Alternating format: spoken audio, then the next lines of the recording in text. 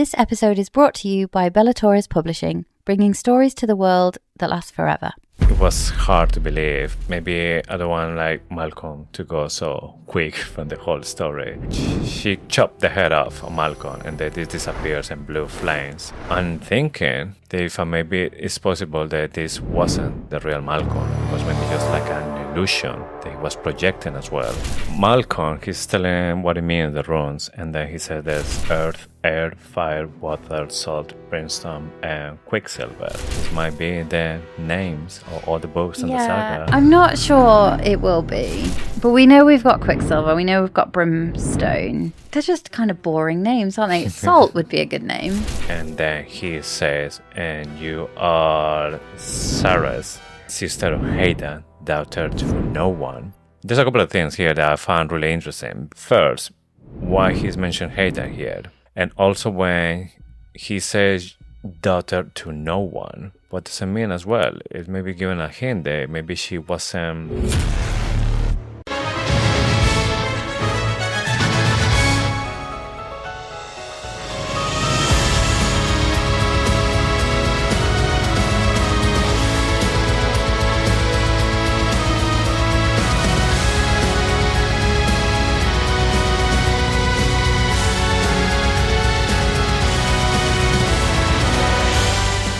Hello and welcome to Faithfully Fantasy, The husband and wife podcast talking all things Quicksilver. I'm JC. And I'm Sean. And today we are wrapping up our deep dive of Quicksilver by covering chapters 43 through 45.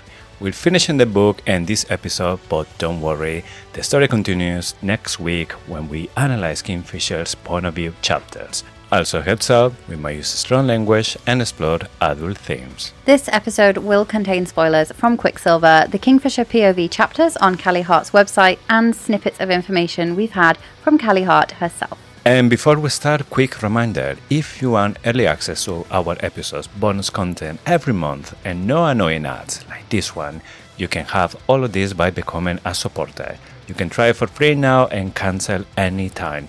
For the best deal, visit faithfullyfantasy.com or simply subscribe on Spotify or Apple Podcasts for instant access. Don't miss out and become part of our community. Also, if you're enjoying the show, please take a second to rate us wherever you're listening. Spotify, Apple Podcasts, YouTube, all of it. It helps more fantasy lovers find us, and it's one of the easiest ways to support what we do. A quick tap and you've made our day. And now, without further ado, let's enter the map tent. So, we're still in the maze, and Malcolm, our resident rage monster, lunges for the cursed coin from Ceres, like it was the last biscuit at a family reunion. Ceres, still high on painkillers and bad decisions, stabs him.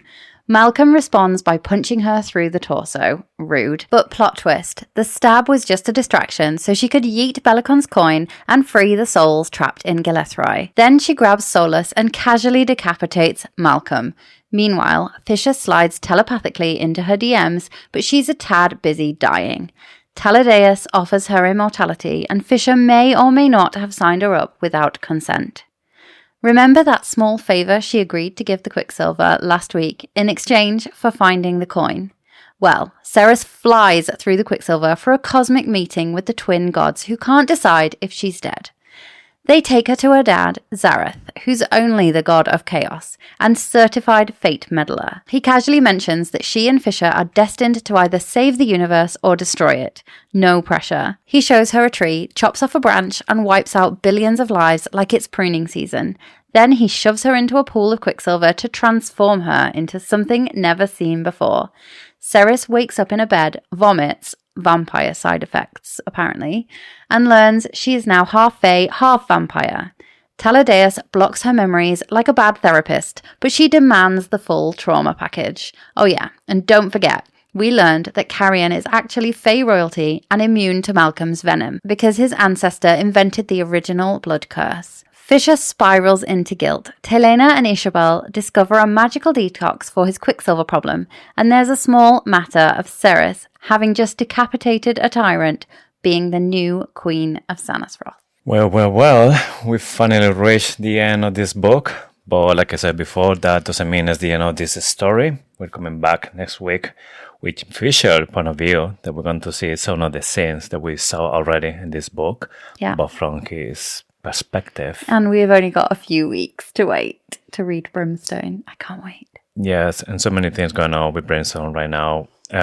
It been, I think it was yesterday or today that we saw a new video with the audiobook, the Kali Hart released on, or the sneak peeks of the book. Kingfisher talking to Carrion about bearing pain. So something's happening to Carrion. Yes, I can imagine how it's gonna be there. No, I can't imagine.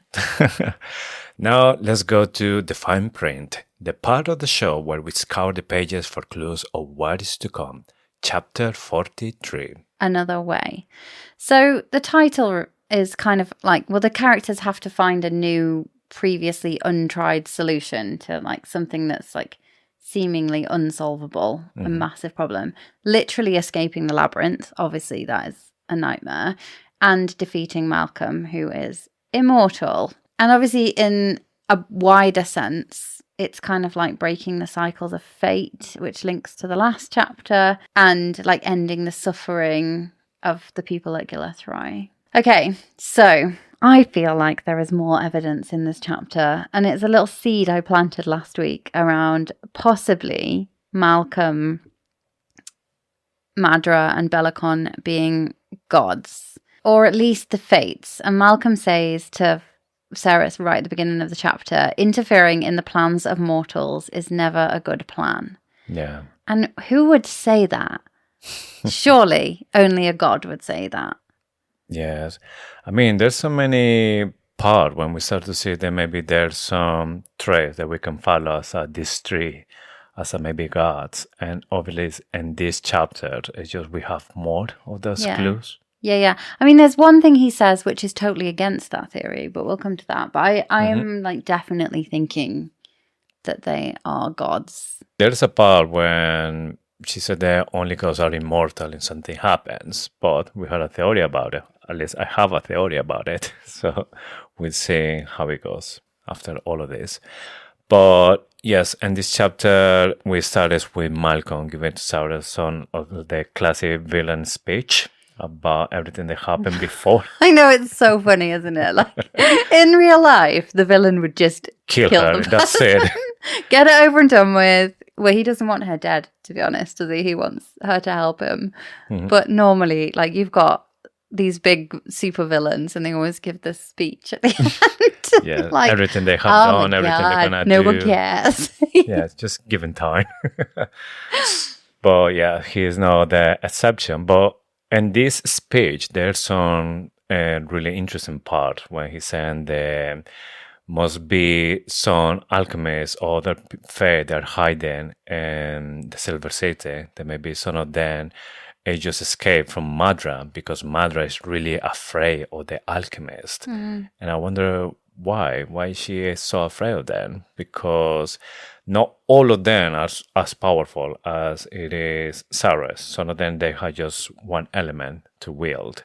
Cyrus is like the exception. That she wields all of them. Well, I presume it's because she closed the Quicksilver gates and she doesn't want any alchemist to be able to reopen them.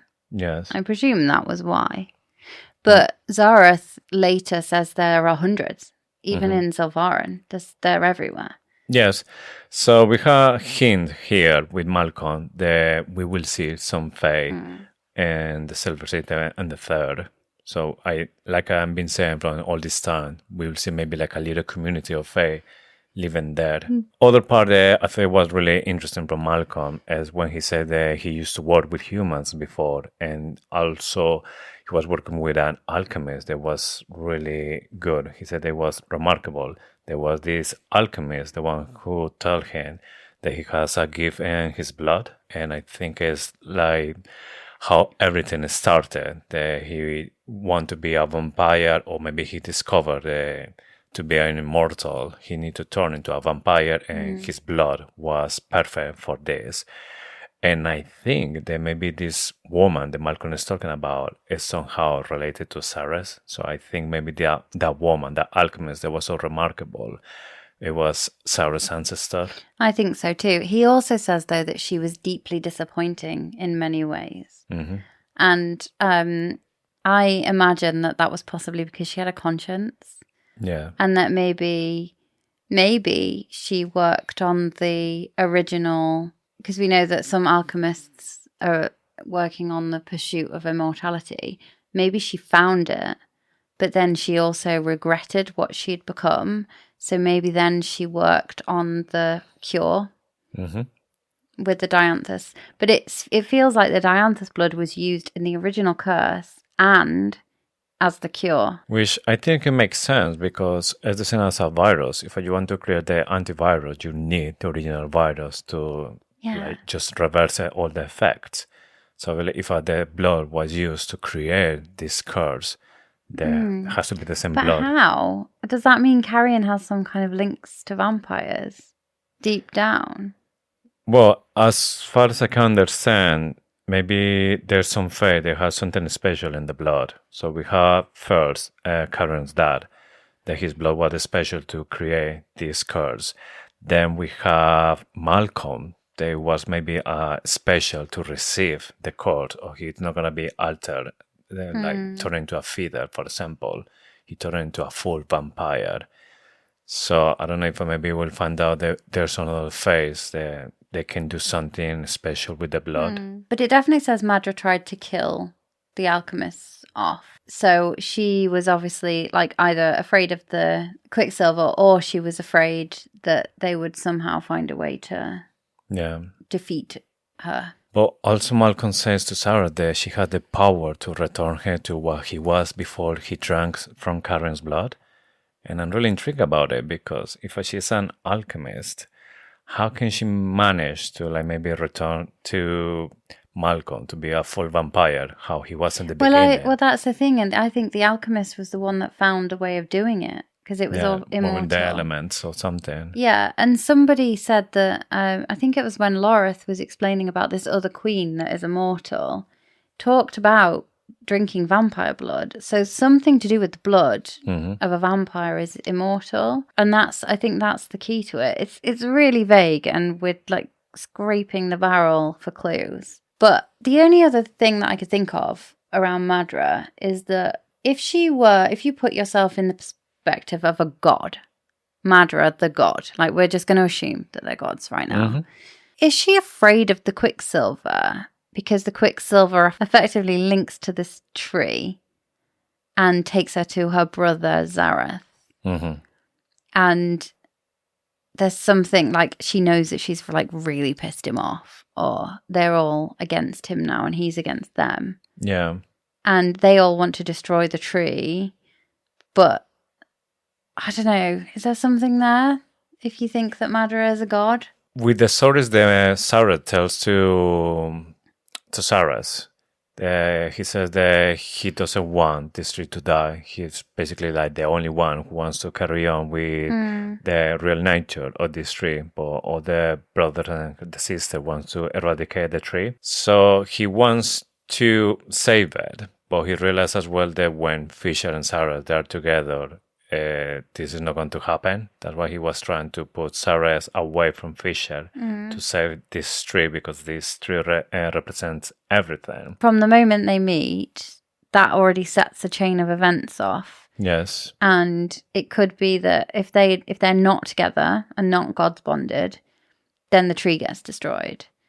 If they fight at each other's side and they are God's bonded, then the future is uncertain.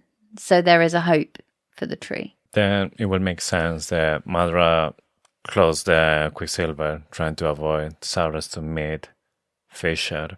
If maybe they find out that Sarah's, not specifically Sarah's, but maybe the mate of Fisher. They all tried. So they all tried to close all the realms. They all tried to do it to stop them, but then the tree started growing. Zareth was in his garden, and he watched the tree, and the tree boughs bent out of shape. So then he knew there was no chance.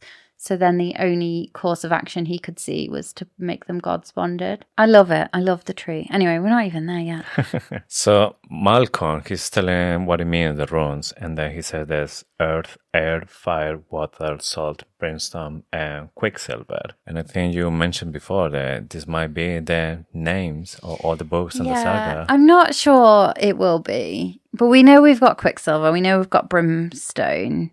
So the rest would be like fire, water, fire, salt. earth, air, water, salt. Oh, air isn't one. Sorry. Well, it's one of the elements it? that Malcolm says. Yes. They're just kind of boring names, aren't they? Salt would be a good name. But the only thing that for me is kind of like clear on all of this is that Sarah's being this powerful alchemist, she's going to be able to control every single one of these elements. And maybe she will be able to just come with something new, manipulating all these elements together, creating something new. Like maybe the alchemist did with Malcolm's blood. It turned into something completely new. Yeah, and he's not seen, there's the rune on the back of the hand, and he says he's not seen one like that before.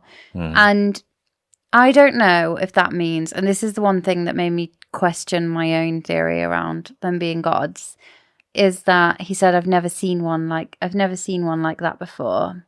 And I think that's a god's bond. And if he was a god, he probably would have seen a god's bond before. Yeah, but he knew at least. Yeah, but I'm not sure if it's the bindings around the wrists, which is the god's bond, like the proper god's bond bit. If it's something else. Or whether it's that one on the back of our hand, which is like interlocking runes that he's never seen. And I think we just don't know what that rune does yet. This is like the equivalent of, I can't say it just in case anyone's not read Fourth Wing, the rune that we don't know what it does in Fourth Wing. This is like the equivalent. And I think we need to start coming up with some theories about what the rune does. Yeah. I mean, we could just recycle all our theories from the other book and talk about how it could be a communication rune. It could be a elemental controlling rune. I don't know. It gives me a little bit of advice, like Lord of the Rings want to control the rest. So maybe he can see like all the elements, and then the other one, he doesn't get it. Maybe that's the one who is like controlling all of them. Oh, maybe. Merging all of them. I had a conversation with someone this week. What is the deal with Malcolm and Kingfisher? He calls them my love, or like Our Fisher. Our Fisher. Mm-hmm. What is Malcolm's deal with Fisher? Like, it's really giving trauma, like abuse, isn't it? I think he tried, and he's obsessed with Fisher. And I guess it's because Fisher had a grudge, and Malcolm maybe can't get that close as much as he would like. And it's maybe that thing that he can't have Fisher. They make it like obsessed with him. A strategic thing? Is it like, this is what Rebecca was asking. Is it strategic? Is it purely sexual? Is he on a power trip? Like, is it just the fact that he wants to convert him into a vampire? I think it's obsession. So could he like sexual, or could be just something that he really desired, but he not being able to get. And it doesn't matter if he have a closer, it's still not something in his case. He makes me feel sick.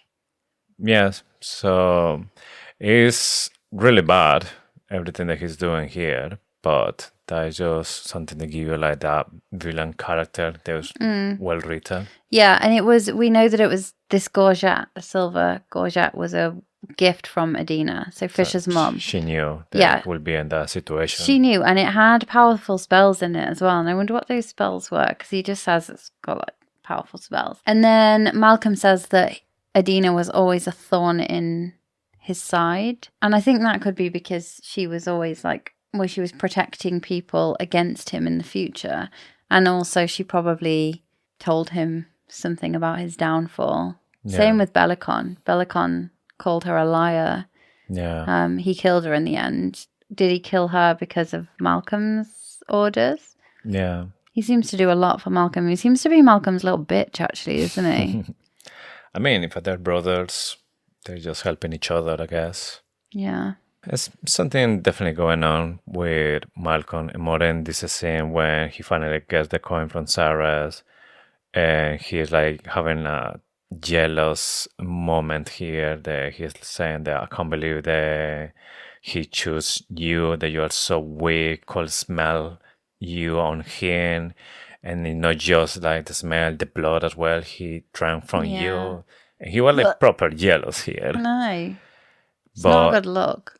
Yeah. But here's when he said they're going to make sure that our fisher suffers or something. And then Cyrus is like, hey, wait, what? Our fisher? Like, fuck, no. Yeah. He's my mate. And then here's when she stabbed him. Yeah. And just to keep him distracted. Then she grabs the coin. She flipped the coin really low so he had no chance to grab it. And then the whole place starts to tremble. And when everything is falling apart is when Cyrus got a solace. And then she cut Malcolm's head. And this disappears in blue flames. I know. I have a few things to say. You went through that really quickly. She is an amazing pickpocket. Like, she's at the point of death. She's stabbing him, and she's also like, yoink. And she takes the pocket, the like little pouch that the coin is in. She's an amazing pickpocket. Also, this is the second time in the book that she has pickpocketed, and we didn't know about it until afterwards. Yes, so she caused a distraction, and then she steals something. Yeah, so that first bit is foreshadowing. And I wonder how many times she'll do it again. She's just a really good pickpocket.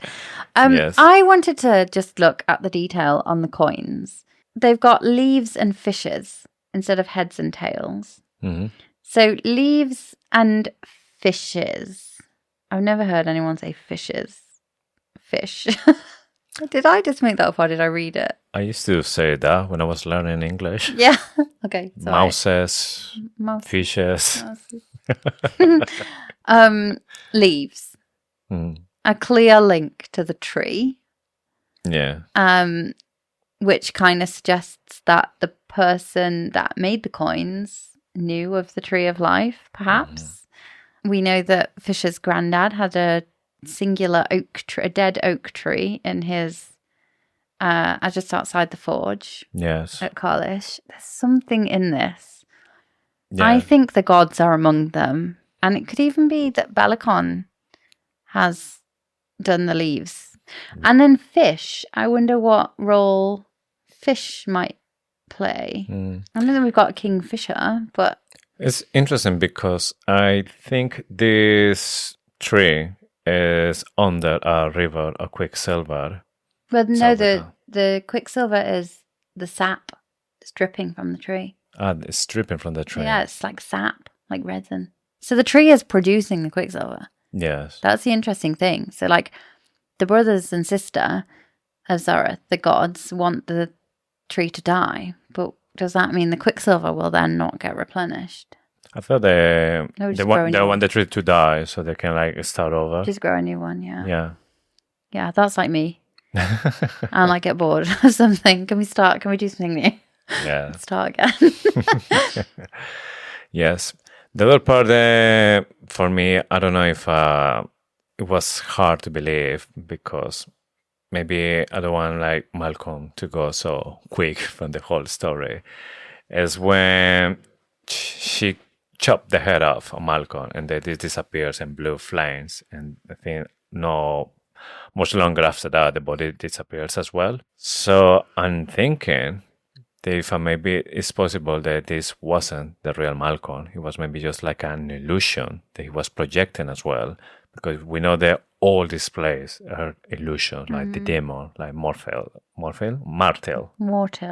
yes, and all the plays is just magic, and he was close to Fisher. It's true that there's no mention about he was fighting against.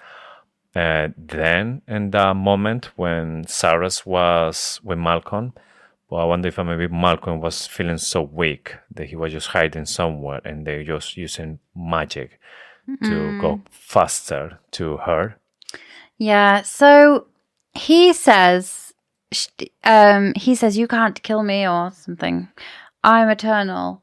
And then Sarah says, "Only the gods are eternal." And I still suspect that he's God. I just can't. So he can't be dead.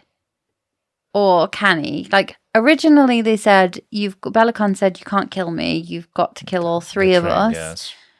So how can Malcolm die? Is it as a result of her chopping off his head? Or is he not dead? Like, that is the question. Or is it because it was a god's sword? No, because Belikon was made into a belly kebab got the same sword. It wasn't even a different sword. It was soulless. Yeah, the problem I think is the magic, because once everything started to tremble, Loreth was able to use his god sword, and that's how they won against Madra and Belikon. You know, the other thing says it's all an illusion from Malcolm, but things are starting to like blow up around them. But it's still there. It's not, the illusion hasn't automatically cut off. You'd think if Malcolm had died, the illusion would just stop with him and it would all go black and they would just be in this like random place. The only thing that makes me think he must be dead is the fact that she's about to be crowned as the Queen of Sanisroth. Yeah. Like, where is he? He wouldn't let that happen, would he, if he was still alive? Yes, he's alive, is what I think, but he is not on full power. He's not a vampire anymore. We don't know how much affected, because in the description the Sarah was saying that he was basically melting after drinking Carrion's blood. So I think that maybe he is like exiled. He's trying to recover his power. Yeah. So it's like, I don't know, in the woods drinking like unicorn's blood. Could be. Yes. So that's living a half life, a cursed life.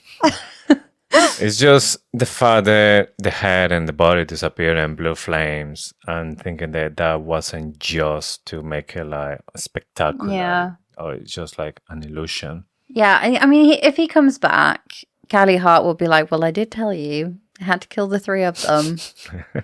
But if they had to kill the three of them, I think, in my theory of them being gods, then they would probably have to kill all of them. Yeah, at the same time, Zareth. maybe all like really close. And Baal and Mithrin. Yeah. Yes. So Cyrus, she wins. She is there dying, and then Taladeos arrives at the same time with Fisher, and they can tell that she is dying there. And the first idea the Fisher has that he's going to give her a part of his soul. But then Taladea said that no, because he gave already too much to Loreth. And I wonder how he knows that. Like, how much portion of the soul he gave to Loreth. Maybe he was there when this happened. Yeah, we said this before, didn't we? We think that Taladeus was the one that attacked Loreth in the first place.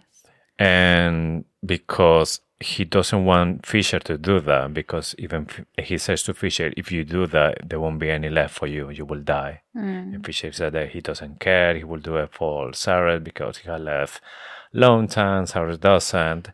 And it's when Taladeo said that there's another way. He wants to obviously help to Fisher. And Fisher as well said that it's the only way tall. So it doesn't say Taladeos. So you can see like how close they are here. Yeah. And this is the other way. Yes. Yeah. The only thing he needs is just consent from Sarah's or Fisher in this case. But Sarah says not taking Fisher's soul. She's saying that no, Fisher has sacrificed too much for everyone.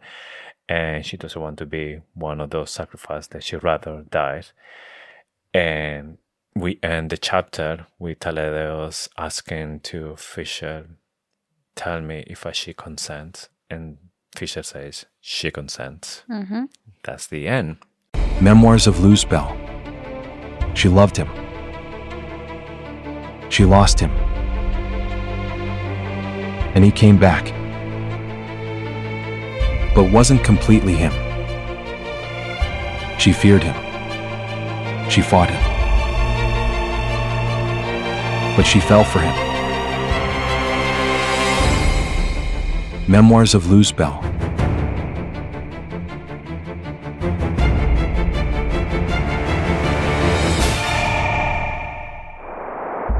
Now available on Amazon.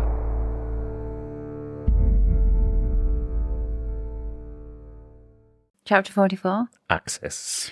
So obviously we have the tree here. This is my favourite chapter in the whole book. No, it's not. I said that about Ballard. It's my second favourite chapter in the book. So obviously we have the tree here, and Zareth says the threads that Ceres and Kingfisher form an axis. The threads that link them form an axis of power. But I think it's actually Ceres that becomes the axis around like what everything everything revolves now. Her choices will determine the fate of the tree. Yes. And essentially the universe. And the axis could also be here, like the balance between free will and destiny. And I think this is a huge theme of the book because you've got Fisher compelling Ceres to do stuff at the beginning, and it's kind of that something that you have to do versus something that you choose to do freely. He forces her to make the relics. It turns out she actually wants to do it. She wants to help him.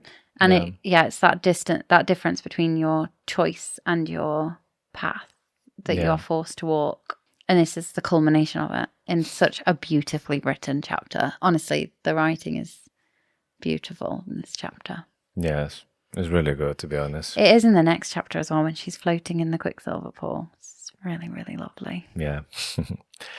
So we start this chapter with everything is just falling apart around them. There's fire everywhere, and Fisher is trying to form a shadow gate. They are trying to leave this place, and when this is happening, Saurus starts to hear a voice, and this voice is telling a couple of things. The most interesting part for me is when it says, "He is the storm. You are the peace that comes after it. Tell me, do you believe in the fates, alchemists?" And it seems there's there's a balance in all this story. Yin, yang. He said that he's the storm because Fisher is the one who said that he's made of shadows. He is always dark. She's the peace. So it's like the opposite. It's kind of, again, like she's the light. Mm-hmm. So again, another reference, the Saurus is just like light. Yeah. I mean, it's not uncommon in these types of books where you have a shadow daddy that you also have someone capable of light. Yeah. Several books. I mean, you can riddle them off, but even like lightning is, Yeah. Anyway, I wouldn't be surprised, and this is like partly the fuel to the theory that she has some kind of light or fire or something. Which, like, I mean, if you base it on every other book with a shadow daddy, often we'll find that the female main character has some way of being the balance to the shadow. Yeah. Yeah, I think we talked about this already. It is crumbling because, so you talked about everything being on fire, everything being a mess and falling down. It's crumbling because it's all in Malcolm's head. But I will keep coming to the fact that it isn't vanishing, which, like, I genuinely do not believe that Malcolm is dead. I'm still not sure about these illusions because, yes, it's supposed to be illusion, but if this illusion are disappearing, it should be like, I don't know, I was expecting maybe like a smoke or something that it's just vanishing. But no, you can see clearly it's just crumbled. Everything is just falling apart. It's breaking. Yeah. So if it's an illusion, how is this possible? Yeah, I don't understand how the illusions work. Like, I still keep coming back to that bathtub in Ceres's room that doesn't actually exist. And we'll cover that next week. Yes. In the POV chapters, because we see it then. And it just vanishes when people no longer have a need for it. So maybe the illusions do become real and they live on beyond the person's death. But I'm not buying it. For me, to be honest, it feels more like it's just like a momentary materialization of stuff. So, but it becomes real. So it's a real thing, but it's just temporary. And how useful. I mean, you could literally just create anything you wanted. Yeah. Because otherwise, what does it mean? The Sarah was taking a bath, but then in the end, she still smelled it. No, because she's literally having a bath. Yeah. Yeah. It's a strange, like, I don't understand the cost of power in this series. Mm-hmm. Like, people have an awful lot of power and they don't seem to get tired or they don't seem to lose something. They just don't abuse of the power, even when Fisher apparently he does everything with magic. Do they just get tired? Maybe they do get tired. I don't know if we missed that. Yeah, probably eventually. So Zareth gives Ceres a choice. He says, a shadow falls across Ivelia. It will alter all it touches. You would rather remain here, knowing that suffering and hardship looms on the horizon, that sacrifices will need to be made. That doesn't really bode well for Brimstone, does it? Things are going to be bad before they get better. Yeah. Really, really dark before. So I think this book is going to be the darkest, and then it will get better in the third one. Yes. And then an invisible rope yanks her through the maze. Can you imagine how Kingfisher would have been in this moment? And when they make the movie, they have to be really careful with this moment. It could just look really silly, like falling through. Like, people who are listening on Spotify won't have seen the face that I made. They have to watch YouTube to find it. Yeah, I feel like this has the potential to look really silly. And though he was like creating the shadow gate, nearly got her through, and then no, and she's like pulled away. I think there's like he's creating the shadow gate, and then he's at the same time carrying her, and I think she just like threw to the floor. I think, and the way they described it, she felt kind of like heavy, and he was like, "What the fuck? Like, what you doing?" No, she gets yanked backwards and no, flies. she just like goes down, and then it just poof, disappears. Maybe. She like gets pulled through backwards through the maze. Yeah, it's like I was like yank, like hitting the walls on the way through, like dunk, dunk, dunk. No, I think there's a moment where Fisher says to like Sarah, like, "What the fuck? What you doing?" And then she was like, "I'm sorry," and then yeah, she just flies away. Fishing. And she wakes up in the garden, and she meets the twins, Baal and Mithin, and she says their black hair flowed in waves down to their waists. 2 pairs of quick royal blue eyes shot through with silver threads watched me with keen interest as I got to my feet. Does this remind you of the 2 women in the blue in the bar? Yeah, the 2 women, they were wearing royal blue dress. I know that the twins are wearing grey. So, but the fact that it's the royal blue eyes, the twins are wearing grey dresses, so it's definitely not that. Yeah, but that is like the god, maybe dressing code. But maybe if they are on Earth, they might use another kind of color. Yeah. So maybe there's another hint about, these 2 ladies that they are so different from the rest of the people that were in this pub. There's a reason for that. We say that maybe they're from like another kingdom or something, but might be the twins. Yeah, I just feel like the gods can manifest in different realms. And I just feel like maybe Baal and Mithin did. They were keeping an eye on Quicksilver. They were spying on him, or like, they fancy him. And this also adds fuel to the fire that Madra, Belikon, and Malcolm are hanging out as gods in a different realm. This is my new obsession. She notices the tree. The tree has lots of leaves. It's an oak tree as well, like quite specifically an old oak tree. And I think this is quite poignant, isn't it? Because acorns represent life and growth, and it's such a cool image. I don't know another book. I'm sure there are some out there, but I have never read another book where the universe is represented on a tree in a garden, and I love it. Yeah, it's really cool when you think that every single leaf is just around with billions and billions of life. Yeah. And then, as we said before, the Quicksilver is like dripping from the tree and it's forming a pool around the base. So the twins take Cyrus to see their father. They're sitting on a rock watching the universe and all that kind of stuff. Normal stuff the gods do. And Cyrus immediately noticed the power that's coming from this man. She said that this man is not taller than Fisher, but there's like an amazing energy coming from him. Cyrus start talking about if she knows who he is, and she knows.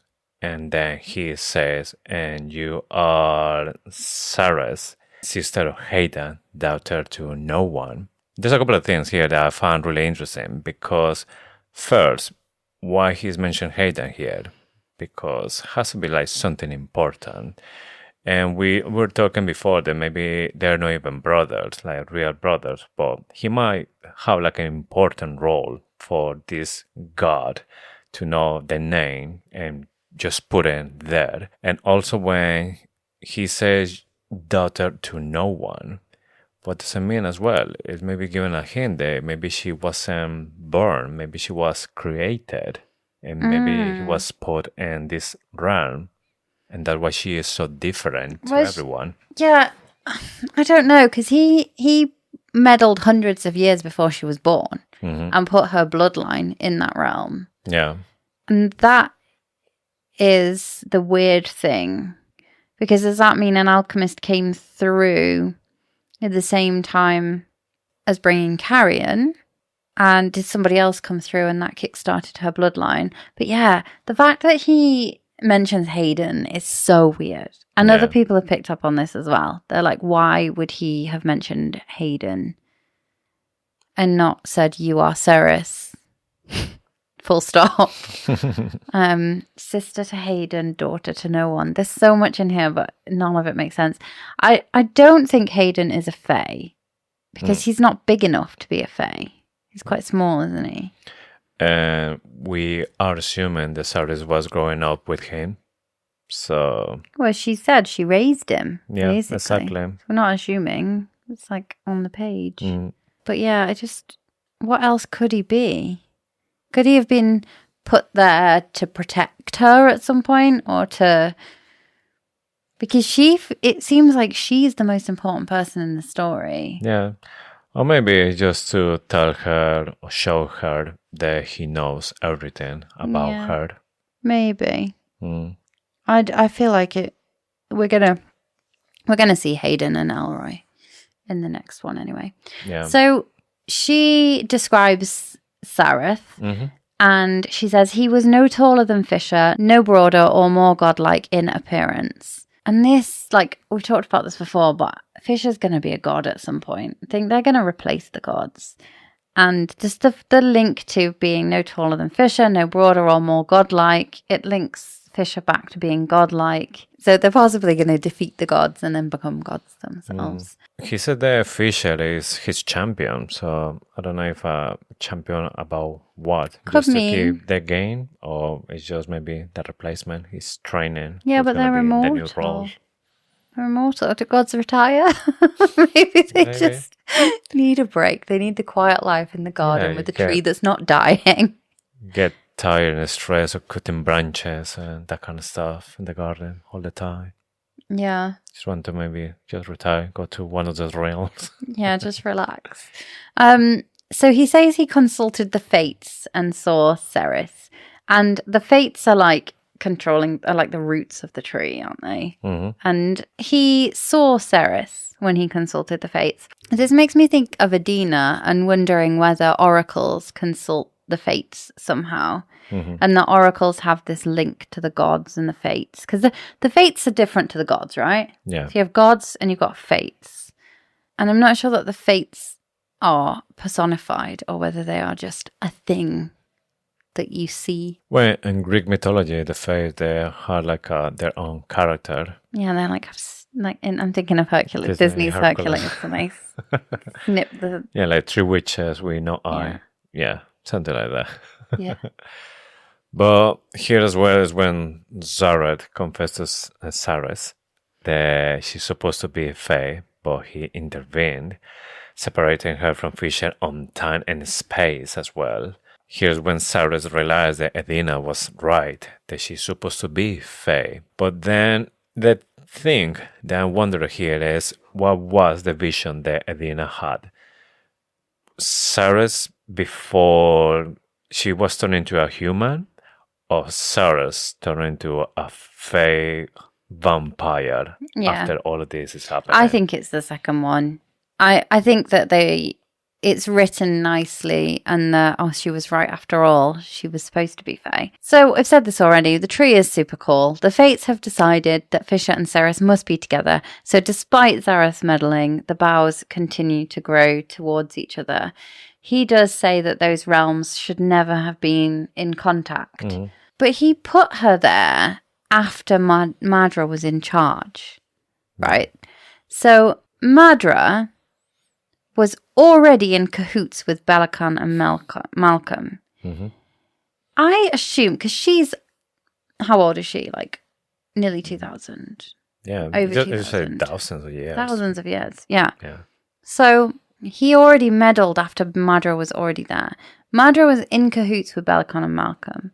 So, I'm sorry, but the three of them working together, why not put her, if he really didn't want them to meet, there was always a chance, wasn't there? Because they were working together. Why didn't he put her in a realm which didn't have one of the three people that were working together in? Like, it was a bit of a foolish mistake from him. Well, then maybe he was thinking that Madra will kill all the alchemists, all the Fae, and somehow that will include Didn't think she would Ceres. survive. Yeah, but yeah, it's completely strange. Also, here when Sareth is talking about how he brings Fisher when he was a little boy, he said that when Fisher was there, he made an enemy with the gods. And I wondered who could be this one. Do you think it's gonna be maybe the one from the shadows? I was just intrigued who will be this god, and that is foreshadowing that this god is gonna be somehow chasing Fisher, trying to kill him. Who's gonna be? I think Malcolm. it's more likely to be Madra, who was the If I were shadows. talking about this trio of the gods. Yeah. Hmm. I don't know. No, because he's the goddess of masks. So there's only one. So he has separated them, but the boughs of the tree grew close together anyway, so they met. So now that ship has sailed. He says there's pathways that lead down roads where both the way and the destination are blocked even to my sight. And in all of these veiled futures, where a chance still exists for life, there is one common factor. And she's starting to feel like there's way too much pressure. He says, you and Kingfisher fought at each other's side and you were God-bound. And then he gives her some more bands, some more tattoos, and they form around her wrists. And he says, these oaths mark you as my ward. They protect both you and Fisher from the unwanted attentions of my brothers and my sister. Sister is singular. Just one sister. Which makes me think that this is Madra and the brothers are Belikon and Malcolm. I know that there's only one other goddess alongside Baal and Mithrin. But it just is super suspicious that he says sister and brothers. And the fact that he says sister and brothers and Belikon and Malcolm call each other sister, brothers, it all just feels a bit too close to the bone. I mean, it's not that crazy because if I would think about Madra is supposed to be a human. They've been living for dozens of years. No explanation at the moment. And even when I remember the very first time where Sarah was describing her, that she looked like so beautiful, so maybe like polite and everything. But then after meet her, you can tell that she's evil, that she's really nasty. So it's kind of like she's carrying a perfect mask. So Ceres looks down to the bottom of the hill and she sees the twins laughing. And we need to remember that from the Kingfisher POV chapter, that they're currently talking to him when he speaks to them during the battle with Omnam Shakrai. Yeah. So he gets brought there and given Nimrel. So is that happening at the same time when he looks up? But we'll cover that next week. Yes. So that'll be interesting. That's the very first time where actually Fisher sees Sarah. Yeah.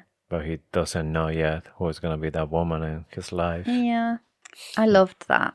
As soon as I read that, I was like, yes, this is the type of like crossover timelines that I love. So he says she basically is wondering how on earth she will be invisible to his brothers and sister, and it is through transforming her into something that's never been seen before. Quick question about this. Half fae, half vampire. So Malcolm is fully vampire, right? Not half fae anymore. He was a fae. Yes. And that's now just totally disappeared. He turned into a full vampire, yes. So nobody's ever been half fae, half vampire. There's a transition. So from the moment that maybe Malcolm was bitten Taladeus was a fae, but he was transitioning to a vampire. But once they transition, You're fully vampire. you're fully vampire.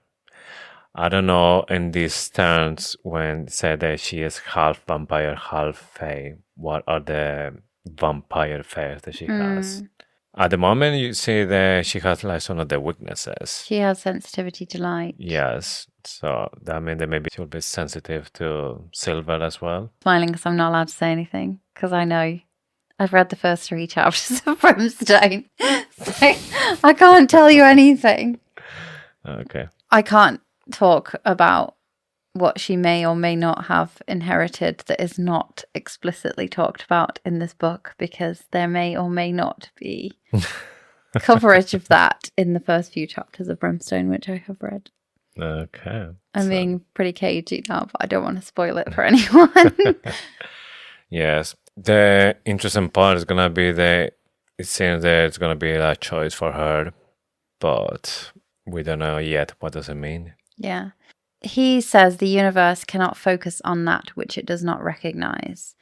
And he says, I am not just the god of chaos, alchemist. I am also the god of change. I will it, and it is done. Yes. And I love the fact that the god of chaos and the god of change are the same, because change is chaos. Mm-hmm. I think it's super clever. Yes. Okay. And saying this, he threw her to the silver. Oh, yeah, he throws her into the Quicksilver. Chapter 45. Choose wisely. So there are 2 kinds of forever alchemist. I'm going to quote now. There are 2 kinds of forever alchemist. One is heaven, the other is hell. It doesn't matter what I do. Make sure you choose your version of immortality wisely. Mm-hmm. So Ceres is given true agency by Zareth here, and her decision will have far-reaching effects. And for me, it shows that even in a world that's like shaped by fate and gods and the tree of life, the choices that we would make really matter. Mm-hmm. And like, I'm talking a little bit poetically here, but this whole chapter, or the start of this chapter, is incredibly poetic. I just love it. Mm-hmm. The fact that she's floating and it's all still and she sees a bird, just like it gives me goosebumps, this part. It's just like just really, really lovely writing. I know I said this in the last chapter, but so Ceres is half fae, half vampire, we have established. Yes. So we start this chapter as we're her waking up in a bed that she not been there before. And the first thing that she needs is just be sick, but casually there's a bucket right there on the bed, strategically put there. Yeah, Taladeus has been there, done that. Yes. Got the t-shirt.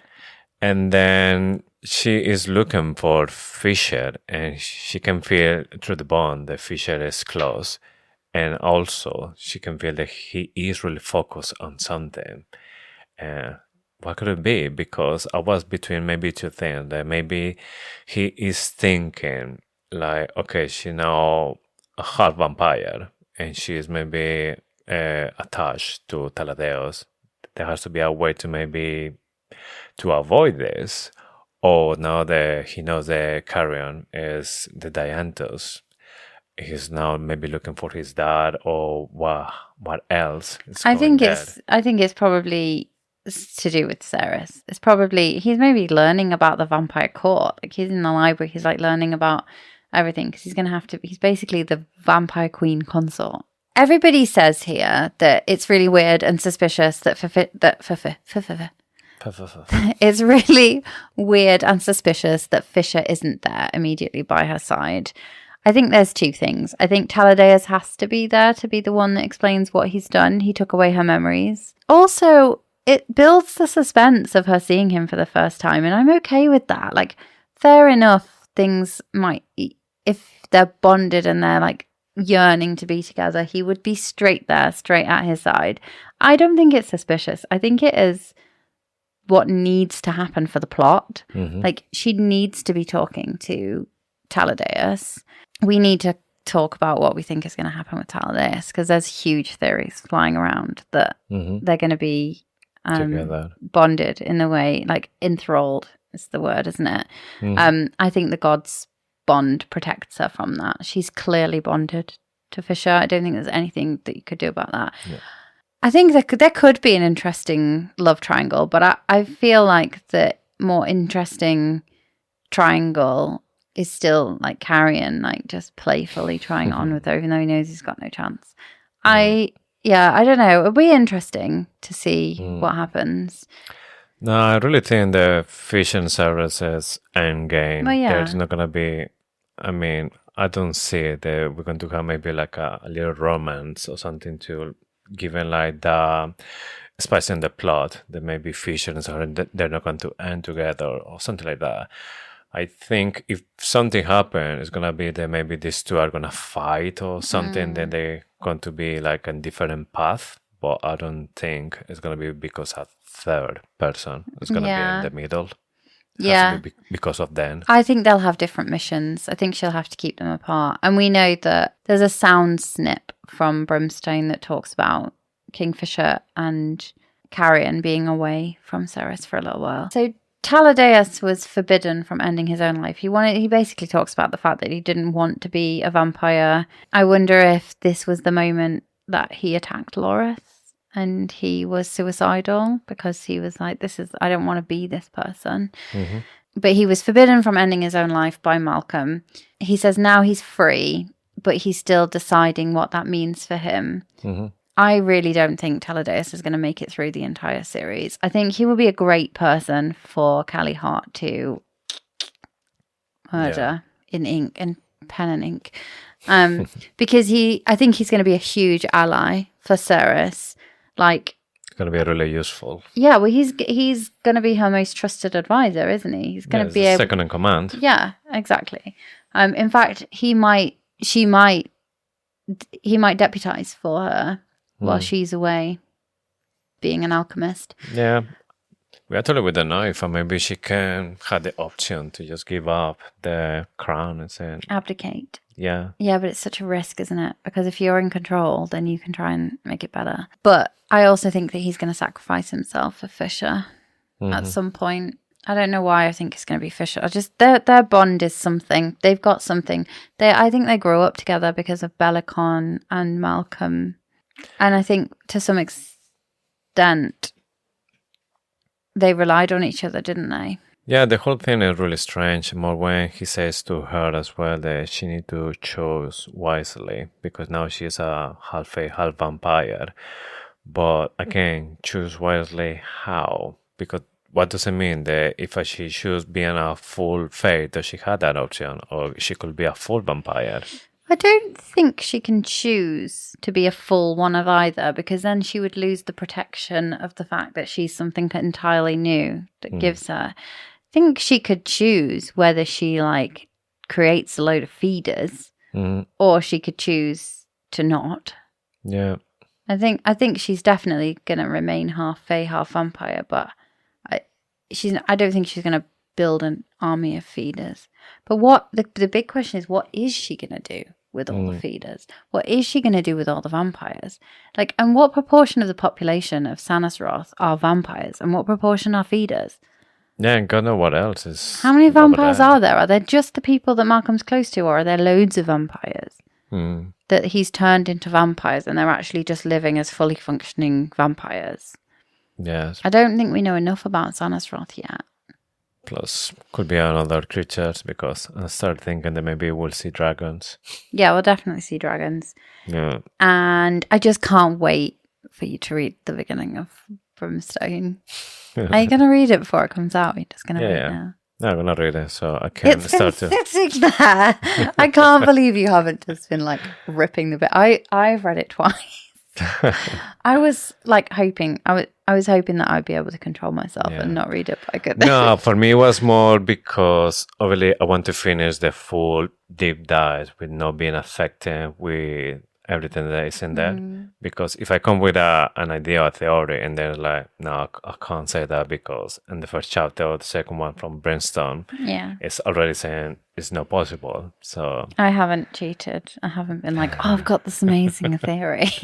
It's actually no. I'm too scared to. I know what you mean because I'm too scared to ruin it.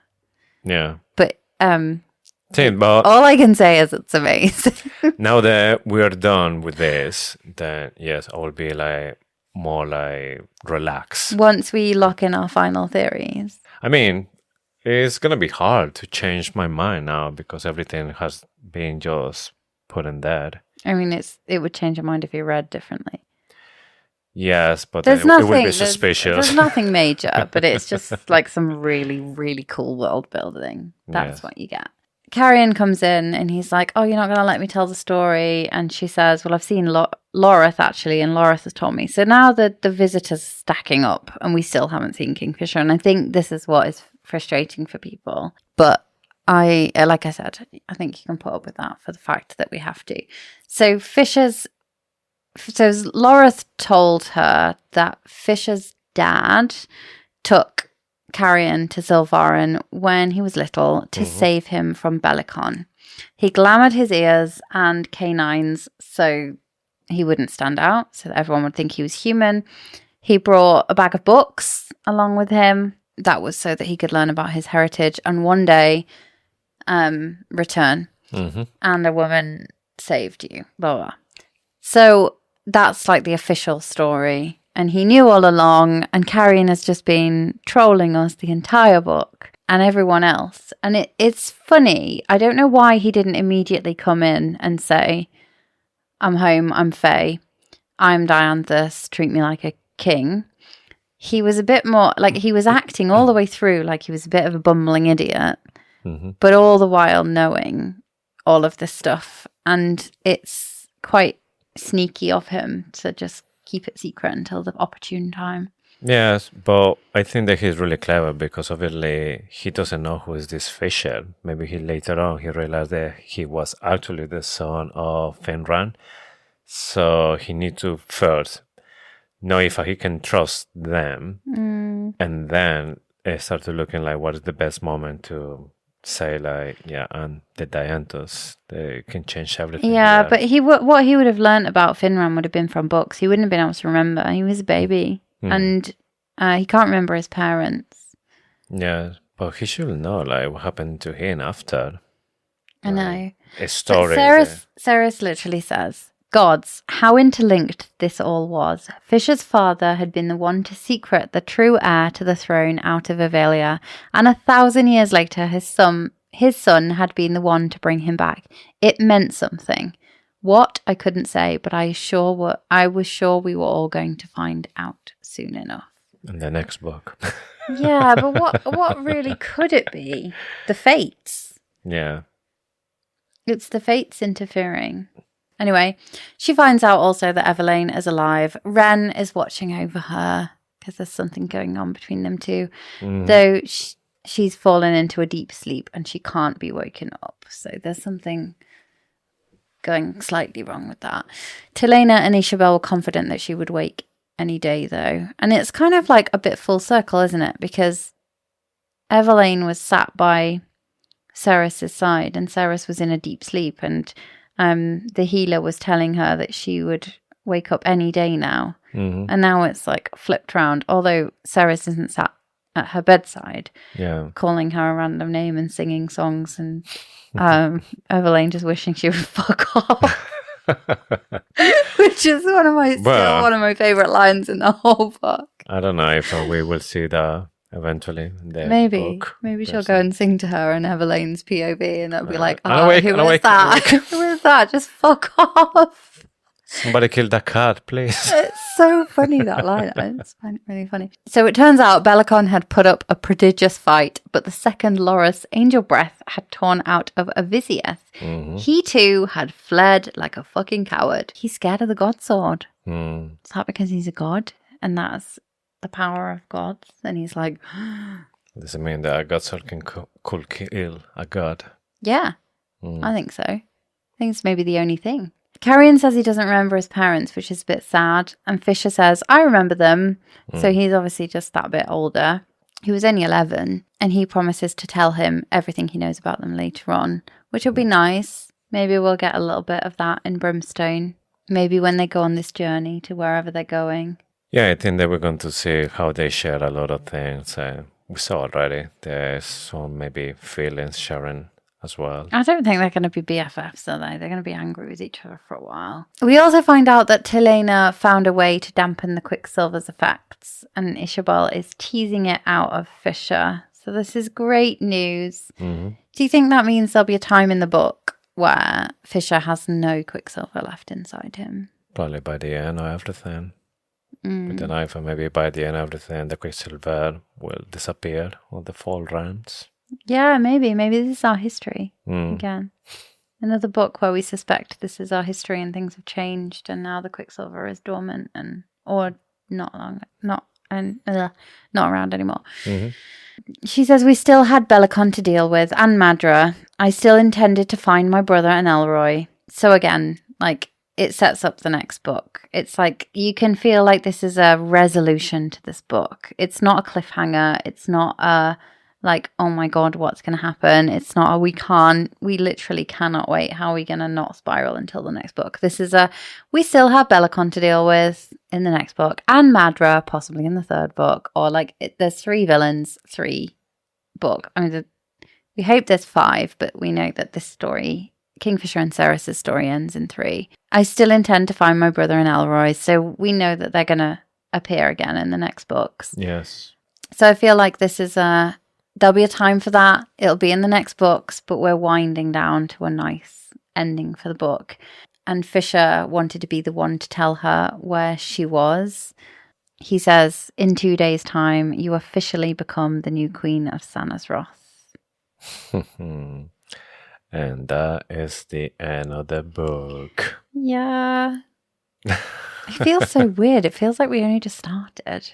Don't you think this with like each series? I know we're not finished with the series because we've got another 2 episodes at least, because we've got the Kingfisher POVs, and then we've got our, like, these are my favorite ones where you lock in all the theories. We'll run through all of our Adina's sketchbook. We'll flip the pages and lock them in. And pretty much immediately after that, we start with Brimstone. Okay, so talking of Adina's sketchbook, this is the part of the show where we channel our inner eye, just as Mummy Kingfisher would, and put our oracle skills to the test in the hope that we get at least one thing right for Brimstone. What is your favourite theory this week? I'm going to stay with Malcolm is still alive. That thing that Cyrus killed was just an illusion that he created from somewhere. Yeah, I love that one. That's really cool. It's not going to be a surprise to you that my favourite theory is that the villains are the brothers and sister of Zareth, and are in fact gods. I mean, Belikon literally said, you cannot kill us, we are gods, in the last episode. So I'm just locking in even further. Literally, it's on the page. I know, and if it is the case, Callie Hart could just be like, well, I told you so. Yeah, read it. I know. Read it properly. Yeah. Sticking with the theme of precognition, let's look at the 4 chapters we are going to cover next week. So we will cover the gate part 1, then the gate part 2, then the fox, the boots, the dress, and last one, the maze. Yeah, when we started this, when we plotted this episode, there were only 3. Yes. And now there are 4 because we had the maze. Also, I don't know how many people know, but we will get a bonus Carrion chapter in the Lilac Libraries special edition of Quicksilver, which I ordered as soon as I found out there was going to be a Carrion POV. And I just can't wait to find out even which chapter it's going to be. I'm hoping it's going to be the maze one. How many books of Quicksilver we have now? Because it's going to be like number 4. I know, I'm sorry. I work really hard. If I can't buy myself a book, I mean, I could have a much worse addiction to buying books. Yeah, it's getting excessive, isn't it? But this one's beautiful. You haven't even seen it yet. It's really good. And it has a Carrion POV. You don't have to read it. Read it. No, I think it might be one of the chapters where like he first arrives or he first wakes up or it could even be in Silvarin. Like, yes. It could be anything, couldn't it? Yeah, maybe I think it's going to be the part when he meets Kingfisher, when he was looking for Saras, because he's telling the story a little bit to Saras. Maybe when he feels the Quicksilver awaken and then he's going there like looking for the answer, and then Kingfisher appeared. Jesus, who is this guy? Yeah. Questions from the Quicksilver. This is the part of the show where we listen hard to the ethereal whispers of the Quicksilver and dig deep into our souls for the answer. So last week, what would be the most terrifying demon you could meet in the maze? I think Mordil is absolutely terrifying, by the way. Yes. I think that maybe in my case it has to be something that it looks like a human, but then it moves like weirdly and it has maybe like contortions or... Oh, like the Exorcist going back. Yeah, something that you can see that is just evil. There's just something that is not from this world. Yeah. I have to stick with like a giant spider. I don't really like spiders. I mean, I know that they're not that bad. Or they just make me itch. Or like a giant wasp. A giant wasp. Yeah, a giant wasp with a human head. So basically like an insect, but massive. Yeah, some kind of... Or like a mantis. Oh my god, they're all terrifying. Yeah. Oh, a mantis, it would be really bad because they're really strong. Yeah. They can eat like insects of the same size or bigger than that. I've seen like mantis eating snakes. Really? Yeah. That sounds made up.